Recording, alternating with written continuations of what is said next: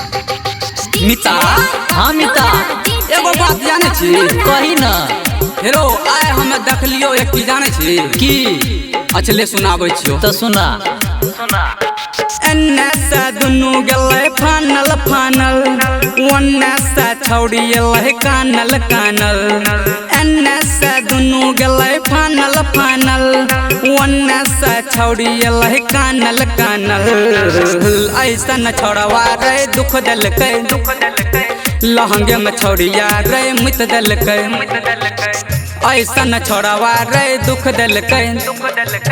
लहंगे में छौड़िया रे मुत देलकै एन्ने से दुनू गेलै फानल फानल ओन्ने से छौड़ी एलै कानल कानल हे रे एन्ने से दुनू गेलौ फानल फानल ओन्ने से छौड़ी एलै कानल कानल ऐसन छोड़वा रे दुख देलकै लहंगे में छौड़िया रे मुत देलकै समझ गेली ऐसन छोड़वा रे दुख देलकै लहंगे में छौड़िया रे मुत देलकै Recording by Rajiv Rocks.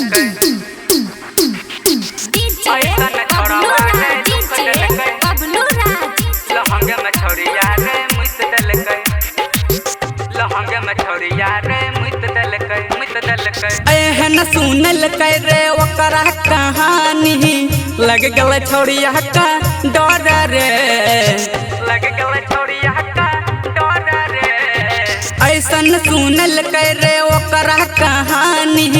लग गेलै छौड़िया का डर रे छौरा छौरी में चले लगल खेला तखने भेलै रे बड़का झमेला दुनू में फंस गल बड़का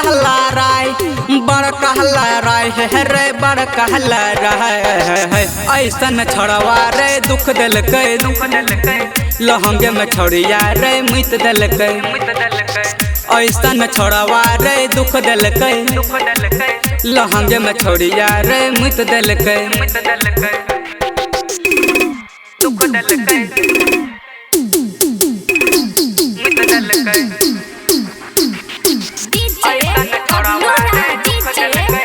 लहंगे में छौड़िया रे मुत देलकै लहंगे में छौड़िया रे मुत देलकै केतनो मनाबै छै कह के बाबू सोना मान न ओकरा बात के केतनो मनाबै छै कह के बाबू सोना मान न ओकरा बात के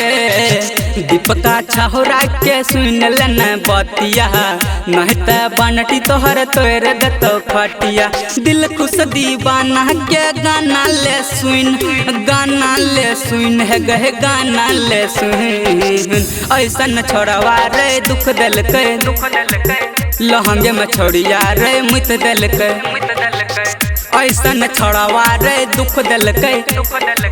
लहंगे में छौड़िया रे मुत देलकै